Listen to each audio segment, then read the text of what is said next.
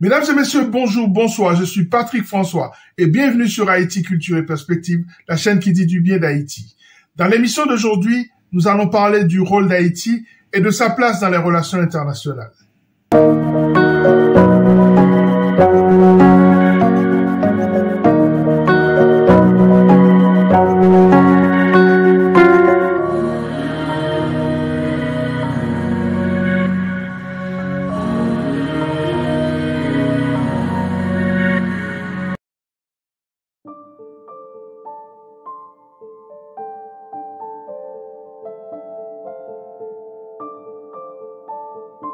On entend par relations internationales les actions politiques, militaires, économiques, culturelles, technologiques, sportives, menées à la fois par les États et les organisations internationales afin de survivre dans le système international, de s'étendre, de se défendre ou encore de créer un climat de paix autour de leurs frontières.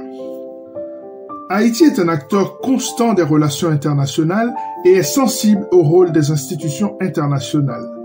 Voici ce qu'on peut lire sur l'excellent site d'Haïti Référence. Haïti est membre de plusieurs organisations internationales, une présence qui montre que le pays, malgré ses multiples problèmes, a toujours pris une part active aux assises internationales.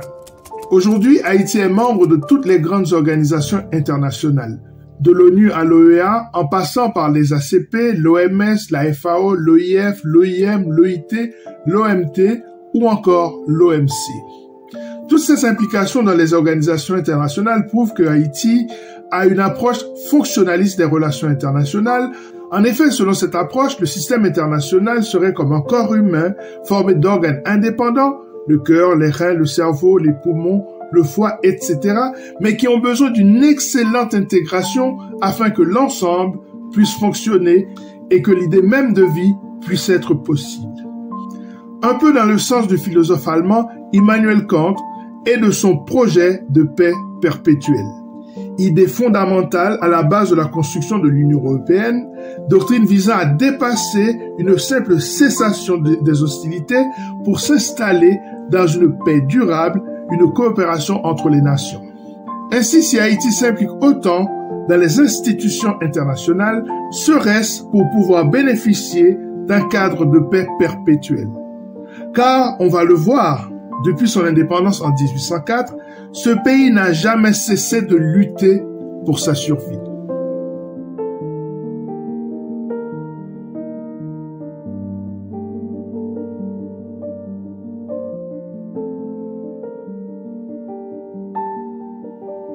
Lorsqu'il arrive sur cette île, qu'il baptise aussitôt Hispaniola en 1492, Christophe Colomb comprend tout de suite son importance stratégique.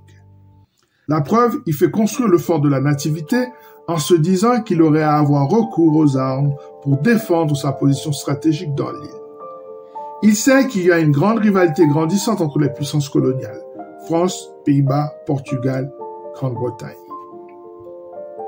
En 1697, les grands conflits européens se règlent en partie grâce à Hispaniola. La France obtient la partie occidentale et l'Espagne le bout oriental de l'île par le traité de Rijswijk, un traité de paix signé le 20 septembre 1697 aux Pays-Bas entre la France et les Provinces-Unies pour mettre fin à la guerre de la Ligue des Augsbourg. Lorsqu'en 1804, Haïti proclame son indépendance, c'est toute la réalité coloniale qui s'en trouve chamboulée. Cette indépendance est un chambardement géopolitique majeur. Ainsi, Haïti est mise en quarantaine et interdite de faire du commerce avec le monde. Il a fallu qu'elle paye une rançon à la France pour dédommager les colons et éloigner un risque permanent d'invasion. Ce risque d'invasion ressurgit à la fin du 19e siècle avec la menace allemande dans la région. Selon un article du Petit Journal, l'Allemagne voulait déployer sa puissance militaire pour renforcer son commerce et son pouvoir financier en Haïti. Mais cette volonté hégémonique allemande se fracasse sur un autre principe géopolitique majeur, la doctrine de Monroe.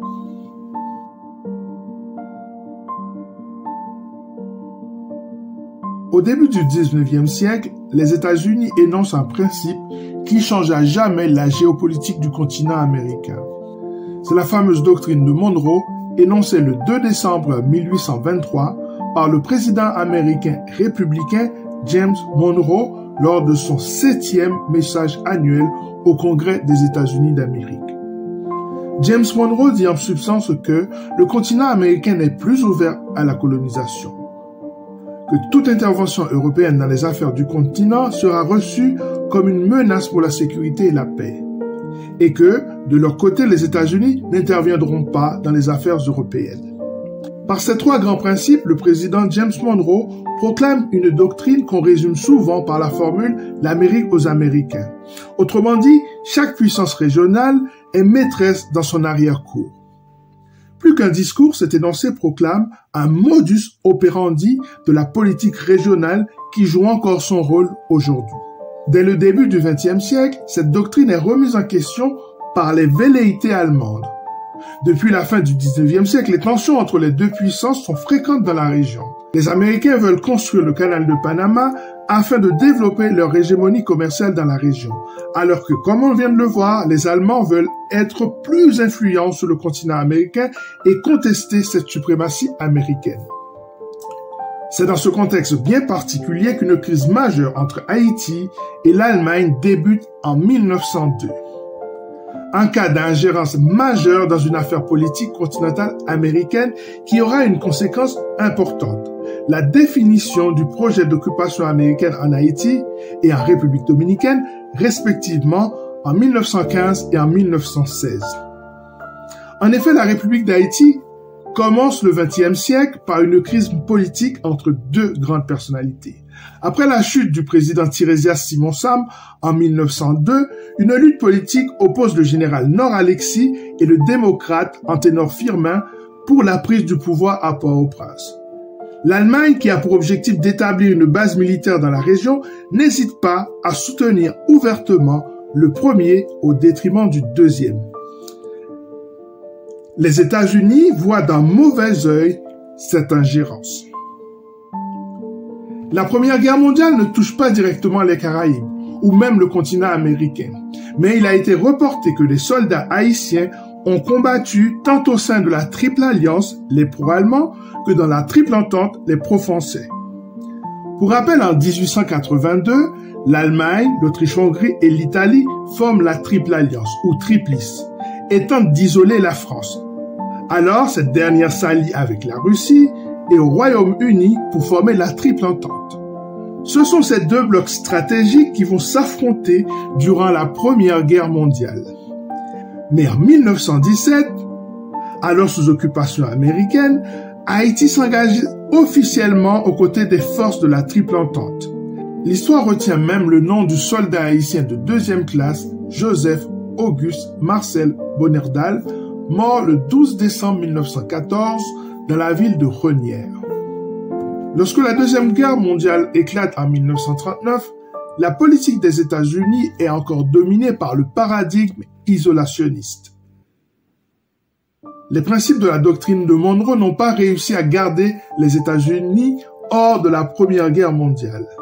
Mais le poids des 115 000 soldats morts ramène les Américains à leurs vieux réflexes isolationnistes.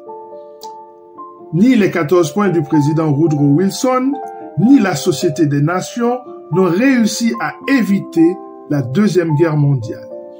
Ainsi, l'attaque de Pearl Harbor par la flotte japonaise vient comme une surprise précipiter le pays dans la guerre. En Haïti, le président pro-américain Elie Lescaut déclare la guerre à l'Allemagne nazie, à l'Italie mussolinienne et à l'Empire nippon le 9 décembre 1941. Déclaration qui marque ainsi l'intention de la République d'Haïti de s'aligner aux côtés des Alliés. Mais c'est dans le contexte de la guerre froide qu'Haïti prendra une importance stratégique. Comme tous les pays qui sont considérés comme des pions de la théorie des dominos, Haïti va jouer un rôle fondamental dans la logique de containment ou d'endiguement du communisme. Avec la révolution cubaine de 1959, le risque de la contagion communiste a poussé l'administration américaine à succomber au chantage de François Duvalier qui a promis de combattre le communisme en échange d'un soutien politique et financier. C'est en échange de ce soutien anticommuniste que le vote d'Haïti, le 25 janvier 1962, a permis à l'OEA d'expulser Cuba de l'organisation régionale sous les accusations de subversion et de danger contre la sécurité de la région. Pourtant, le premier décret signé par Fidel Castro après la révolution de 1959 a été de légaliser tous les Haïtiens qui vivaient sur la terre cubaine. À l'issue de la crise des missiles du 14 octobre au 28 octobre 1962, par laquelle les deux blocs se rapprochent dangereusement d'un conflit majeur, Duvalier sort politiquement grandi. L'administration américaine le voit comme un rempart, un allié indéfectible du bloc de l'Ouest à protéger à tout prix. Ce soutien des États-Unis au gouvernement haïtien prendra fin le 7 février 1986 avec la chute de Duvalier. Chute annoncée depuis quelques années, depuis la visite du pape Jean-Paul II en mars 1983 en Haïti, où il dit ceci: « Il faut que quelque chose change ».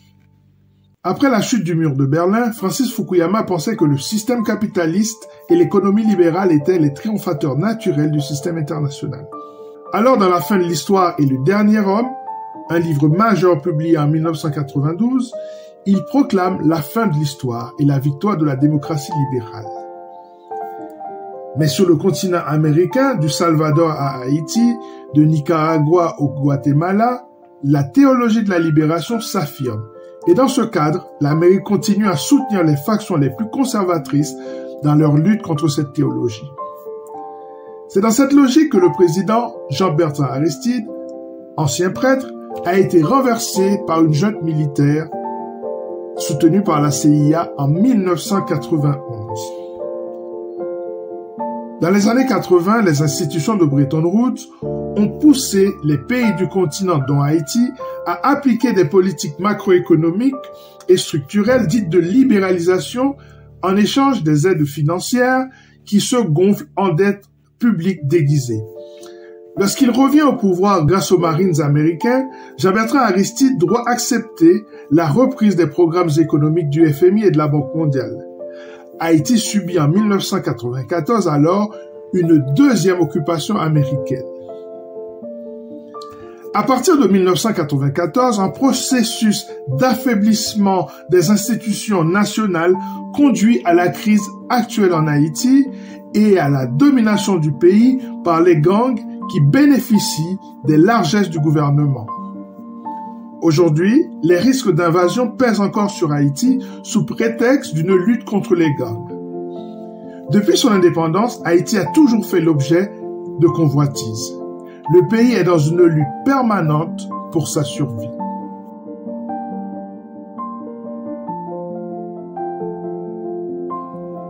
Comme on vient de le voir, Haïti est affilié à toutes les grandes institutions internationales. Pourtant, on a l'impression que ces institutions internationales la desservent plus qu'autre chose. Je me souviens de l'épisode de l'introduction du choléra en Haïti par les soldats de l'ONU en octobre 2010. L'impression que l'OEA, l'Organisation des États américains, ne défend pas assez ses intérêts. L'impression également que les institutions de Bretton Woods, FMI et Banque mondiale ont contribué à l'appauvrir et à fragiliser son tissu économique. Bref, l'impression que son appartenance à ces institutions internationales lui est en réalité défavorable. L'impression plus générale que la République d'Haïti est confrontée à des ennemis proches, linguistiquement, culturellement ou géographiquement. Voici une vision réaliste des relations internationales, à savoir celle selon laquelle seuls les intérêts guident les actions des États. Mais peut-être que cela peut nous pousser enfin à admettre qu'Haïti n'a pas de pays amis, juste des pays conduits par des dirigeants froids, animés par une vision néoréaliste des relations internationales. Selon la théorie néoréaliste, le système international est en désordre, un système anarchique dans lequel les États courent après leurs propres intérêts alors que les enjeux politiques internes sont moins importants. Intéressant, vous ne trouvez pas? Il est grand temps pour nous de savoir dans quel système nous agissons. Quelles sont les doctrines appliquées par les pays avec lesquels nous traitons et surtout identifier les objectifs visés par ces pays. Peut-être serons-nous alors de bien meilleurs négociateurs internationaux. Peut-être.